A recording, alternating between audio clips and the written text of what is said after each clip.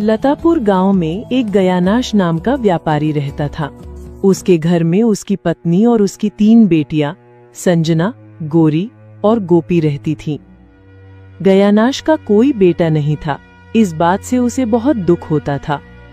वो अक्सर अपनी पत्नी पर चिल्लाता रहता था। अरे कितनी ठंडी चाय है, ये चाय है या बर्फ? वो जी, आप अखबार पढ़ रहे थे तो इसलिए मैं चाय लेकर काफी देर यहाँ खड़ी रही। चाय मैंने अभी अभी बनाई है, लीजिए मुझे दे दीजिए, मैं इसे गर्म करके लाती हूँ। अब गर्म करोगी? मुझे व्यापारी के लिए जाना है। दफा हो जाओ मेरी नजरों के सामने से, सारा मूड खराब कर दिया। गयानाश बहुत ही लालची स्वभाव का आदमी था। उसे अपनी बेटियों से कोई प्यार नहीं था और ना ही अपनी पत्नी से वो प्रेम करता था। घर में गयानाश की बूढ़ी माँ भी रहती थी, जो लक्ष्मी को हर रोज बेटे ना होने के ताने देती थी। अरे हम तो उस समय को रोते हैं जब तुम हमारे घर आई। नाम तो लक्ष्मी है तुम्हारा, मगर नसीब तो बिल्कुल ही खराब है। तुम मेरे बेटे को एक बेटा तक न दे सकी और 3 बेटियां पैदा कर दी तुमने। इस बार भी अगर बेटी ही पैदा की ना तो घर से निकलवा दूंगी मैं तुम्हें। मैं कहती हूँ पुत्री हो या पुत्र, दोनों ही ऊपर वाले का वरदान है। इसमें ना मेरी इच्छा चलती है ना आपकी, सब उसकी ही इच्छा से होता है। यदि मेरी 3 पुत्रियां हैं तो इसमें मेरा कोई दोष नहीं, बल्कि ये भी उसकी ही दी हुई अमूल्य निधि है। लक्ष्मी को तो अब आदत हो गई थी, क्योंकि उसे ये ताने हर रोज ही सुनने पड़ते थे। दूसरी तरफ गयानेश को भी उसके दोस्त इस बात को लेकर चिढ़ाते रहते थे। अरे भाई, तू मेहनत करता है मगर क्या फायदा? तेरे यहाँ तो सभी बेटियां ही हैं, तेरा तो एक भी बेटा नहीं है। कल को ये बेटियां ब्याह कर किसी दूसरे के घर चली जाएंगी, फिर तेरा क्या होगा? अरे मोहन, इसी बात की तो चिंता है मुझे यार। मैं बहुत परेशान हूँ। मुझे तो बेटियां नहीं चाहिए थीं। एक ही बेटा होता तो वो भी बहुत था, मगर ऊपर वाले ने मुझे 3 बेटियां ही दी हैं। अरे यार चिंता मत कर, मैं तो कहता हूँ तू दूसरी शादी कर ले। दूसरी शादी नहीं यार, इन झंझटों में मैं नहीं पड़ना चाहता हूँ। अरे तो क्या सारी जिंदगी ऐसे ही गुजार देगा बेटियों के सहारे? पागल मत बन, मैं तो कहता हूँ तुझे दूसरी शादी कर लेनी चाहिए। और अगर दूसरी शादी करके भी घर में सिर्फ बेटियां ही हुई तो फिर बता मैं क्या करूंगा? अरे यार, तब की तब देख लेंगे। इतना नेगेटिव क्यों सोचता है तू? रामू काका, 2 चाय के कप ले आओ।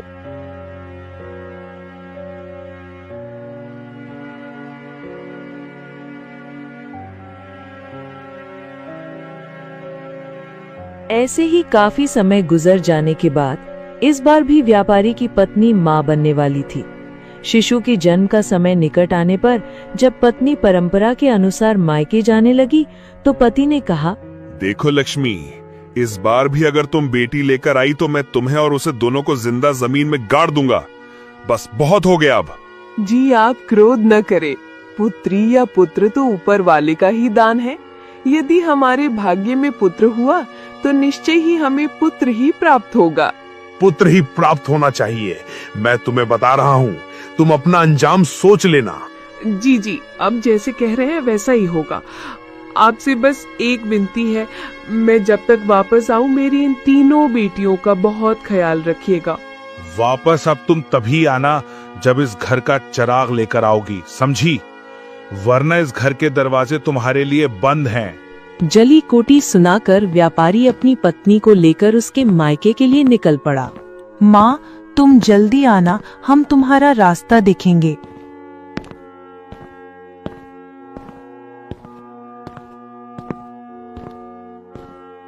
गयानाश जैसे ही अपनी पत्नी के मायके पहुंचा तो दामाद की खूब खातिरदारी हुई। चाय पीने के बाद गयानाश अपनी पत्नी की माँ से बोला, देखो सासू माँ, मैं तुम्हारी बेटी को पहले ही बता चुका हूँ, अगर इस बार भी अपनी बेटी को लेकर मेरे घर आई ना तो अच्छा नहीं होगा। मैं इसे भी मार डालूंगा और इसकी बेटी को भी खत्म कर दूंगा। ये सब बातें लक्ष्मी की माँ के दिल पर तीर की तरह लगी, मगर वो अपनी बेटी का घर उजाड़ना नहीं चाहती थी, इसलिए चुप रही। गणेश भी वहाँ से चला गया। इस तरह काफी समय गुजर गया और फिर एक दिन वही हुआ जिस बात का डर था। लक्ष्मी ने एक बहुत ही सुंदर बेटी को जन्म दिया। तभी लक्ष्मी की माँ कमरे में आई और ये देखकर हैरान रह गई कि इस बार भी लक्ष्मी ने एक बेटी को ही जन्म दिया है। बेटी को देखते ही लक्ष्मी की माँ को दामाद के कहे हुए अल्फाज याद आ गए। उधर लक्ष्मी पास ही बेहोश पड़ी थी। लक्ष्मी की माँ ने जल्दी से बच्ची को उठाया और घर से बाहर आ गई। चलते चलते वृद्धा माता बच्चे को लेकर एक नदी के किनारे आ पहुंची और फिर उस शिशु को टोकरा सहित जल में बहा दिया। अभी नवजात शिशु को ये भी ज्ञात नहीं था कि उसे किस अपराध की दंड दिया जा रहा था। टोकरा बहते बहते बहुत दूर निकल गया और फिर एक धोबी के पास से गुजरा। पानी बहे गगन से, मैल सब धो जाए, सुख शांति गावत रहूं, मन निर्मल हो जाए। धोबी अभी गुनगुना ही रहा था कि उसकी नजर टोकरी पर पड़ी।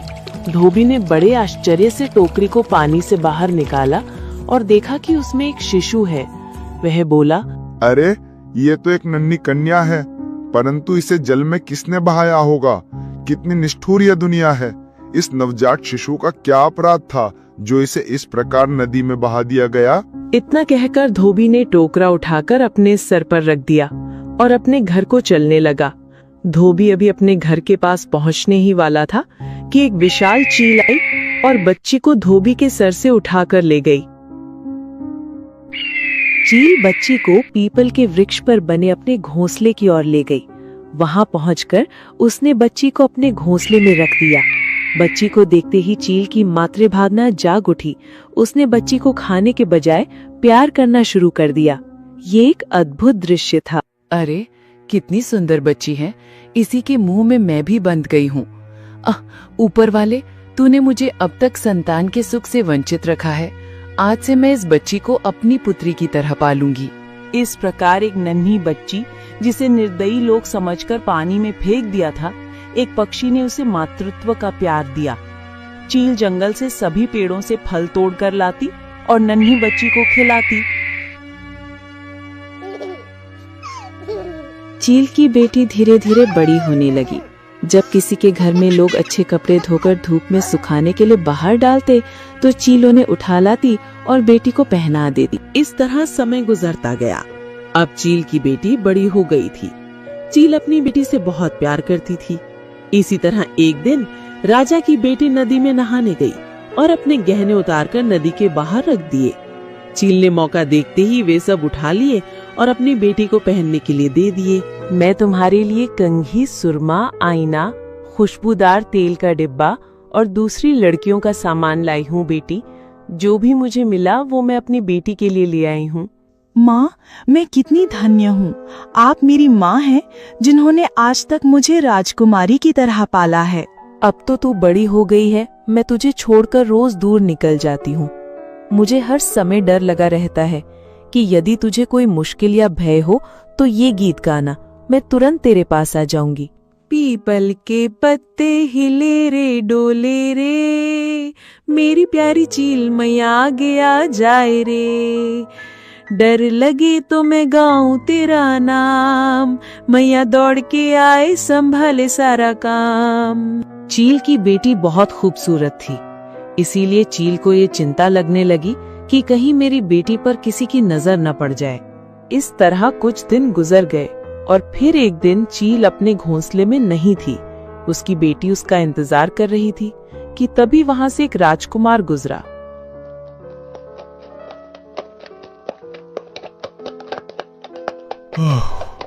मैं तो बहुत ही ज्यादा थक गया हूँ। इस पेड़ के नीचे बैठकर आराम कर लेता हूँ। राजकुमार अभी आराम करने के लिए बैठा ही था कि अचानक ऊपर से लता बलाकर राजकुमार पर गिर गया। राजकुमार ने हैरानी से ऊपर देखा तो देखकर दंग रह गया। चील की बेटी भी अचंभित थी, उसने भी कभी इंसान नहीं देखा था। तभी राजकुमार बोला, तुम कौन हो? अप्सरा या प्रेतनी जो पेड़ पर रहती हो? अगर इंसान हो तो पेड़ पर क्यों बैठी हो? चील की बेटी ने भी कभी इंसान को नहीं देखा था। राजकुमार को देखकर वो बहुत डर गई और फिर गाना गाकर अपनी चील माँ को बुलाने लगी।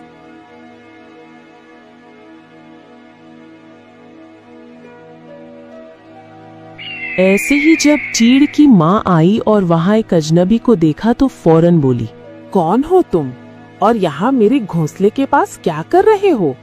किसने भेजा है तुम्हें? अरे नहीं नहीं, मैं राजकुमार वर्मा हूँ। मैं बस यहाँ से गुजर रहा था तो सोचा इस पेड़ के नीचे बैठकर आराम कर लूं। तभी मेरी नजर इस लड़की पर पड़ी।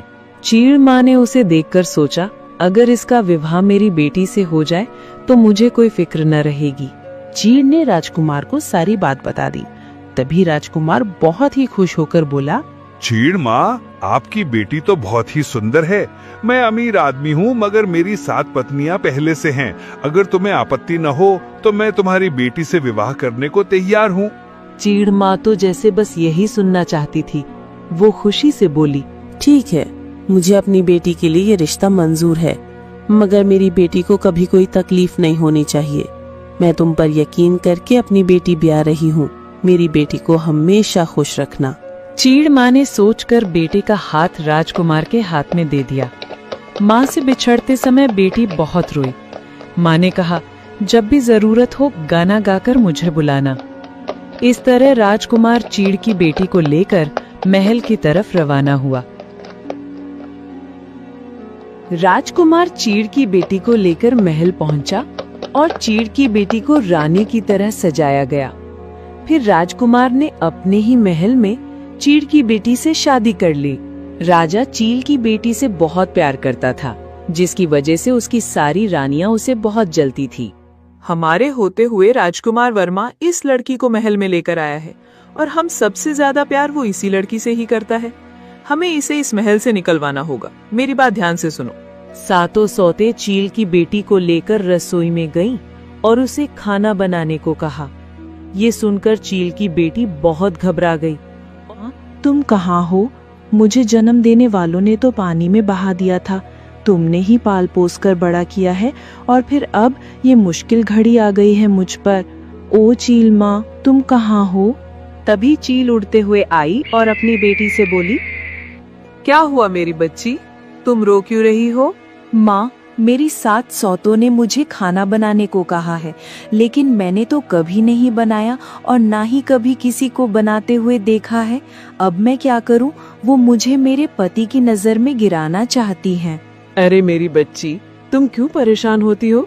तुम्हारी माँ हूँ ना, मैं बताती हूँ कैसे बनाना है खाना। एक बर्तन में पानी डालकर एक चावल डाल देना, दूसरे में पानी डालकर सब्जी का पत्ता डाल देना, फिर ढक्कन रख देना। देखना भरा हुआ खाना तैयार हो जाएगा। चील की बेटी ने ऐसा ही किया। जब सोतों ने वो खाना खाया तो हैरान रह गए। अब उन्हें समझ नहीं आ रहा था कि चील की बेटी को महल से कैसे निकलवाया जाए। ये तो बड़ी चालाक है। इसे इस घर से निकालना इतना आसान नहीं होगा। हमें कुछ बड़ा करना पड़ेगा। आज इसे सारे महल की सफाई का काम सौंपते हैं और देखते हैं ये कैसे करेगी। तभी एक दासी चील की बेटी के कमरे में आती है और आकर कहती है, छोटी रानी सूतू रानियों ने आपके लिए एक संदेश भिजवाया है।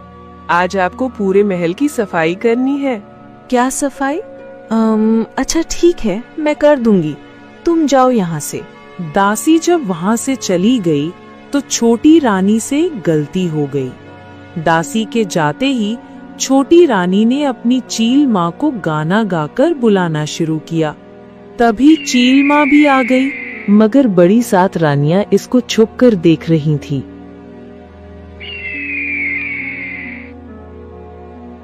कहो मेरी बेटी, आज कैसे बुलाया है? मेरी बच्ची, तुझ पर अब कौन सा संकट आ गया है? माँ, इन लोगों ने मुझे पूरा महल साफ करने को कह दिया है।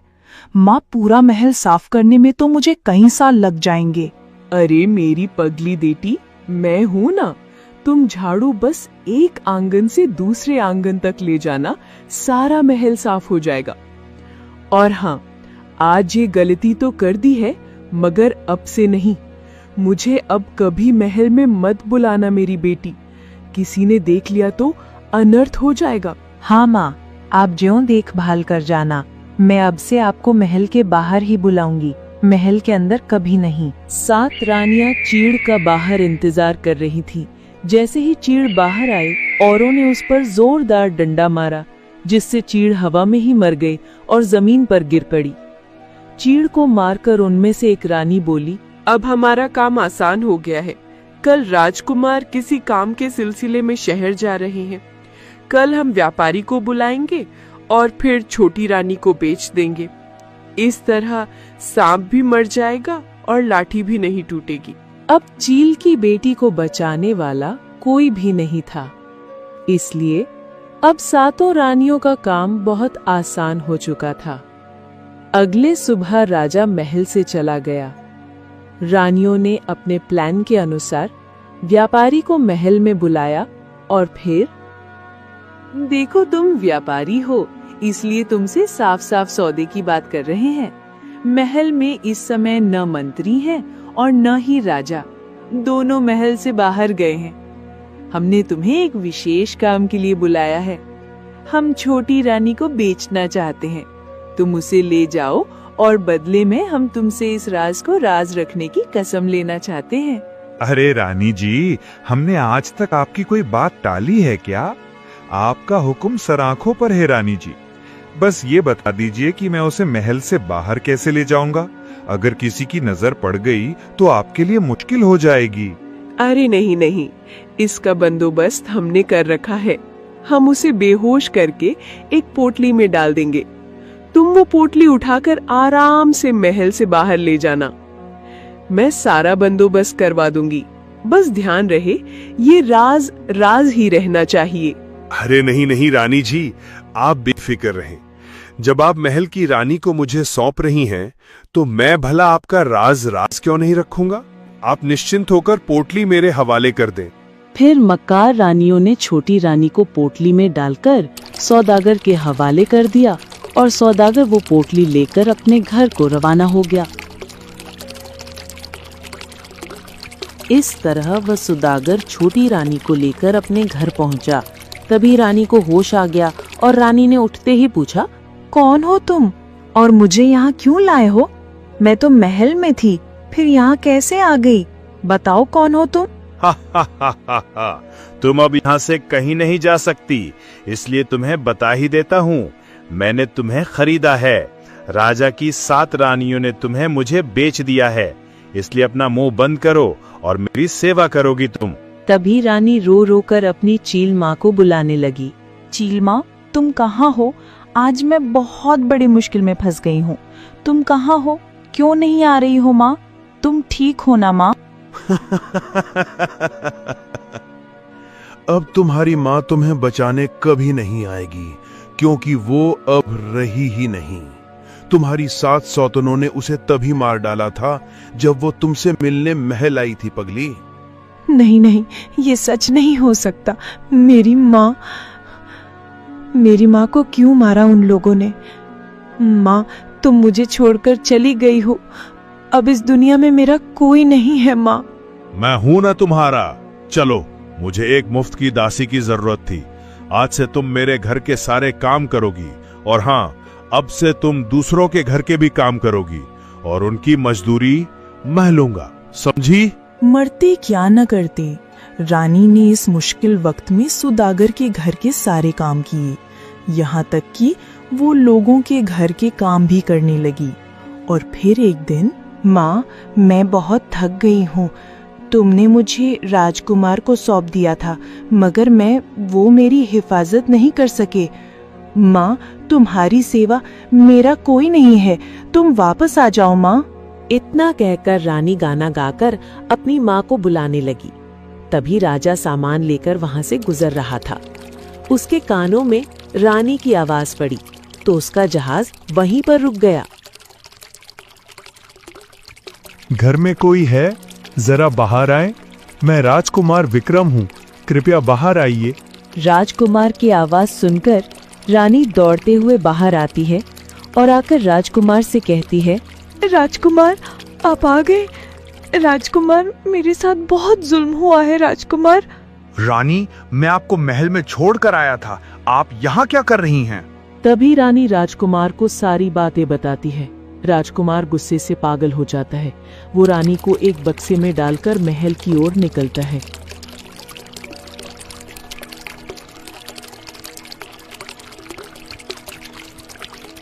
महल पहुंचकर राजकुमार दरबार लगाता है और अपनी सभी रानियों को बुलाता है। बक्सा देखकर सबसे बड़ी रानी कहती है, महाराज, ये बक्सा देख के तो मुझे लगता है इस बार आप हमारे लिए बहुत ज्यादा तोहफे लेकर आए हैं। हाँ, तोहफे तो मैं आप सबके लिए लेकर आया हूँ इस बार, मगर मेरी छोटी रानी दिखाई नहीं दे रही। वो कहाँ है? छोटी रानी, महाराज, हम आपको क्या ही बताएं। इसने तो हमारा सिर शर्म से झुका दिया है महाराज। इसने अनर्थ कर दिया है।